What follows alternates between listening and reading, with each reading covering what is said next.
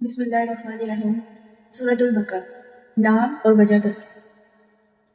اس سورت کا نام بقرہ اس لیے ہے کہ اس میں ایک جگہ گائے کا ذکر آیا ہے۔ قرآن مجید کی ہر سورت میں اس قدر وسیع مضامین بیان ہوئے ہیں کہ ان کے لیے مضمون کے لحاظ سے جامع عنوانات تجویز نہیں کیے جا سکتے۔ عربی زبان اگرچہ اپنی لغت کے اعتبار سے نہایت مالدار ہے، مگر بہرحال ہے تو انسانی زبان ہی۔ انسان جو زبانیں بھی بولتا ہے وہ اس قدر تنگ اور محدود ہے کہ وہ ایسے الفاظ یا فقرے فراہم نہیں کر سکتی جو ان وسیع مضامین کے لیے جامع عنوان بن سکتے ہیں۔ اس لیے نبی پاک صلی اللہ علیہ وآلہ وسلم نے اللہ تعالیٰ کی رہنمائی سے قرآن کی بیشتر سورتوں کے لیے عنوانات کے بجائے نام تجویز فرمائے جو محض علامت کا کام دیتے ہیں۔ اس سورت کو بقرہ کہنے کا مطلب یہ نہیں ہے کہ اس میں گائے کے مسئلے پر بحث کی گئی ہے، بلکہ اس کا مطلب صرف یہ ہے کہ وہ سورت جس میں گائے کا ذکر آیا ہے۔ زمانہ نزول۔ اس سورت کا بیشتر حصہ ہجرت مدینہ کے بعد مدنی زندگی کے بالکل ابتدائی دور میں نازل ہوا ہے، اور کم تر حصہ ایسا ہے جو بعد میں نازل ہوا اور مناسبت مضمون کے لحاظ سے اس میں شامل کر دیا گیا، حتیٰ کہ سود کی ممانعت کے سلسلے میں جو آیات نازل ہوئی ہیں وہ بھی اس میں شامل ہیں، حالانکہ وہ نبی پاک صلی اللہ علیہ وآلہ وسلم کی زندگی کے بالکل آخری زمانہ میں اتری تھی۔ سورت کا خاتمہ جن آیات پر ہوا ہے وہ ہجرت سے پہلے مکہ میں نازل ہو چکی تھی، مگر مضمون کی مناسبت سے ان کو بھی اسی سورت میں ضم کر دیا گیا ہے۔ شان نزول۔ اس سورت کو سمجھنے کے لیے پہلے اس کا تاریخی پس منظر اچھی طرح سمجھ لینا چاہیے۔ نمبر 1، ہجرت سے قبل جب تک مکہ میں اسلام کی دعوت دی جاتی رہی، خطاب بیشتر مشرکین عرب سے تھا جن کے لیے اسلام کی آواز ایک نئی اور غیر مانوس آواز تھی۔ اب ہجرت کے بعد سابقہ یہودیوں سے پیش آیا جن کی بستیاں مدینے سے بالکل متصل ہی واقع تھیں۔ یہ لوگ توحید، رسالت، وحی، آخرت اور ملائکہ کے قائل تھے، اس ضابطہ شریع کو تسلیم کرتے تھے جو خدا کی طرف سے ان کے نبی موسیٰ علیہ السلام پر نازل ہوا تھا، اور اصولاً ان کا دین وہی اسلام تھا جس کی تعلیم حضرت محمد صلی اللہ علیہ وآلہ وسلم دے رہے تھے۔ لیکن صدیوں کے مسلسل انحطاط نے ان کو اصل دین سے بہت دور ہٹا دیا تھا۔ ان کے عقائد میں بہت سے غیر اسلامی عناصر کی آمیزش ہو گئی تھی جن کے لیے تورات میں کوئی سند وجود نہ تھی۔ ان کی عملی زندگی میں بکثرت ایسے رسوم اور طریقے رواج پا گئے تھے جو اصل دین میں نہ تھے اور جن کے لیے تورات میں کوئی ثبوت نہ تھا۔ خود تورات کو انہوں نے انسانی کلام کے اندر خلط ملط کر دیا تھا، اور خدا کا کلام جس حد تک لفظاً یا معنیاً محفوظ تھا اس کو بھی انہوں نے اپنی منمانی تعویلوں اور تفسیروں سے مسخ کر رکھا تھا۔ دین کی حقیقی روح ان میں سے نکل چکی تھی اور ظاہری مذہبیت کا محض ایک بے جان ڈھانچہ باقی تھا جس کو وہ سینے سے لگائے ہوئے تھے۔ ان کے علماء اور مشائخ، ان کے سرداران قوم اور ان کے عوام سب کی اعتقادی، اخلاقی اور عملی حالت بگڑ گئی تھی، اور اپنے اس بگاڑ سے ان کو ایسی محبت تھی کہ وہ کسی اصلاح کو قبول کرنے پر تیار نہ ہوتے تھے۔ صدیوں سے مسلسل ایسا ہو رہا تھا کہ جب کوئی اللہ کا بندہ انہیں دین کا سیدھا راستہ بتانے آتا تو وہ اسے اپنا سب سے بڑا دشمن سمجھتے اور ہر ممکن طریقہ سے کوشش کرتے کہ وہ کسی طرح اسلام میں کامیاب نہ ہو سکے۔ یہ لوگ حقیقت میں بگڑے ہوئے مسلمان تھے جن کے ہاں بدعتوں اور تحریفوں، موثقافیوں اور فرقہ بندیوں،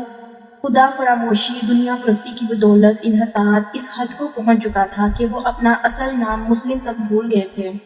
محض یہودی بن کر رہ گئے تھے، اور اللہ کے دین کو انہوں نے محض نسل اسرائیل کی آبائی وراثت بنا کر رکھ دیا تھا۔ بس جب نبی پاک صلی اللہ علیہ وآلہ وسلم مدینے پہنچے تو اللہ تعالیٰ نے آپ صلی اللہ علیہ وآلہ وسلم کو ہدایت فرمائی کہ ان کو اصل دین کی طرف دعوت دیں۔ چنانچہ سورۃ بقرہ کے ابتدائی 15-16 رکوع اسی دعوت پر مشتمل ہیں۔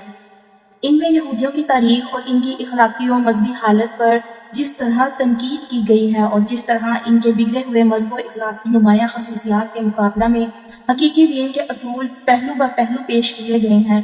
اس سے یہ بات بالکل آئینے کی طرح واضح ہو جاتی ہے کہ ایک پیغمبر کی امت کے بگاڑ کی نوعیت کیا ہوتی ہے۔ رسمی دینداری کے مقابلے میں حقیقی دینداری کس چیز کا نام ہے؟ دین حق کے بنیادی اصول کیا ہیں اور خدا کی نگاہ میں اصل اہمیت کن چیزوں کی ہے؟ نمبر 2، مدینہ پہنچ کر اسلامی دعوت ایک نئے مرحلے میں داخل ہو چکی تھی۔ مکہ میں تو معاملہ صرف اصول دین کی تبلیغ اور دین قبول کرنے والوں کی اخلاقی تربیت تک محدود تھا، مگر جب ہجرت کے بعد عرب کے مختلف قبائل کے وہ سب لوگ جو اسلام قبول کر چکے تھے ہر طرف سے سمٹ کر ایک جگہ جمع ہونے لگے اور انصار کی مدد سے ایک چھوٹی سی اسلامی ریاست کی بنیاد پڑ گئی، تو اللہ تعالیٰ نے تمدن، معیشت، قانون اور سیاست کے متعلق بھی اصولی ہدایات دینی شروع کر دی اور یہ بتایا کہ اسلام کی اساس پر یہ نیا نظام زندگی کس طرح تعمیر کیا جائے۔ اس صورت کے آخری 23 رکوع زیادہ تر انہی ہدایات پر مشتمل ہیں، جن میں سے اکثر ابتدا ہی میں بھیج دی گئی تھی اور بعض متفرق طور پر حسب ضرورت بعد میں بھیجی جاتی رہی۔ نمبر 3، ہجرت کے بعد اسلام اور کفر کی کشمکش بھی ایک نئے مرحلے میں داخل ہو چکی تھی۔ ہجرت سے پہلے اسلام کی دعوت خود کفر کے گھر میں دی جا رہی تھی اور متفرق قبائل میں سے جو لوگ اسلام قبول کرتے تھے وہ اپنی اپنی جگہ رہ کر ہی دین کی تبلیغ کرتے اور جواب میں مصائب اور مظالم کے تختہ مشق بنتے تھے۔ مگر ہجرت کے بعد جب یہ منتشر مسلمان مدینے میں جمع ہو کر ایک جتھا بن گئے اور انہوں نے ایک چھوٹی سی آزاد ریاست قائم کر لی، تو صورتحال یہ ہو گئی کہ ایک طرف ایک چھوٹی سی بستی تھی اور دوسری طرف تمام عرب اس کا استحصال کر دینے پر تلا ہوا تھا۔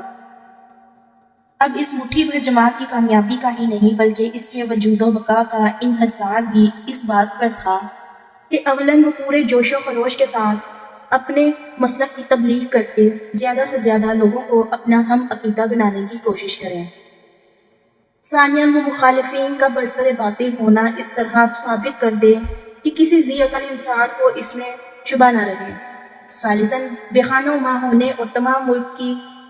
عداوت و مزاحمت سے دوچار ہونے کی بنا پر فکر و فاقہ اور ہمہ وقت بے امنی و بے اطمینانی کی جو حالت ان پر طاری ہو گئی تھی اور جن خطرات میں وہ چاروں طرف سے گھر گئے تھے، ان میں وہ ہراساں نہ ہو بلکہ پورے صبر و ثبات کے ساتھ ان حالات کا مقابلہ کرے اور اپنے عزم میں ذرا تزلزل نہ آنے دے۔ رابعاً وہ پوری دلیری کے ساتھ اس مسئلہ مزاحمت کا مسئلہ مقابلہ کرنے کے لیے تیار ہو جائیں جو ان کی دعوت کو ناکام کرنے کے لیے کسی طاقت کی طرف سے کی جائے، اور اس بات کی ذرا پرواہ نہ کریں کہ مخالفین کی تعداد اور ان کی مادی طاقت کتنی زیادہ ہے۔ خامساً ان میں اتنی ہمت پیدا کی جائے کہ اگر عرب کے لوگ اس نئے نظام کو جو اسلام قائم کرنا چاہتا ہے فہمائی سے قبول نہ کریں تو انہیں جاہلیت کے فاسد نظام زندگی کو بزور مٹا دینے میں بھی ٹال نہ ہو۔ اللہ تعالیٰ نے اس صورت میں ان 5 امور کے متعلق ابتدائی ہدایات دی ہیں۔ نمبر 4، دعوت اسلامی کے اس مرحلہ میں ایک نیا عنصر بھی ظاہر ہونا شروع ہو گیا تھا اور یہ منافقین کا عنصر تھا۔ اگرچہ نفاق کے ابتدائی آثار مکہ کے آخری زمانہ میں بھی نمایاں ہونے لگے تھے، مگر وہاں صرف اس قسم کے منافق پائے جاتے تھے جو اسلام کے برحق ہونے کے تو معترف تھے اور ایمان کا اقرار بھی کرتے تھے، لیکن اس کے لیے تیار نہ تھے کہ اس حق کی خاطر اپنے مفاد کی قربانی اور اپنی دنیاوی تعلقات کا انقطاع اور ان مصائب و شدائد کو بھی برداشت کر لیں جو اس مسئلے کے حق کو قبول کرنے کے ساتھ ہی نازل ہونے شروع ہو جاتے تھے۔ مدینہ پہنچ کر اس قسم کے منافقین کے علاوہ چند اور قسموں کے منافق بھی اسلامی جماعت میں پائے جانے لگے۔ ایک قسم کے منافق وہ تھے جو قطعاً اسلام کے منکر تھے اور محض فتنہ برپا کرنے کے لیے جماعت مسلمین میں داخل ہو جاتے تھے۔ دوسری قسم کے منافق وہ تھے جو اسلامی جماعت کے دائرہ اقتدار میں گر جانے کی وجہ سے اپنا مفاد اسی میں دیکھتے تھے کہ ایک طرف مسلمانوں میں بھی اپنا شمار کروائیں اور دوسری طرف مخالفین اسلام سے بھی ربط رکھیں تاکہ دونوں طرف کے فوائد سے مطمئنتا ہو اور دونوں طرف کے خطرات سے محفوظ رہیں۔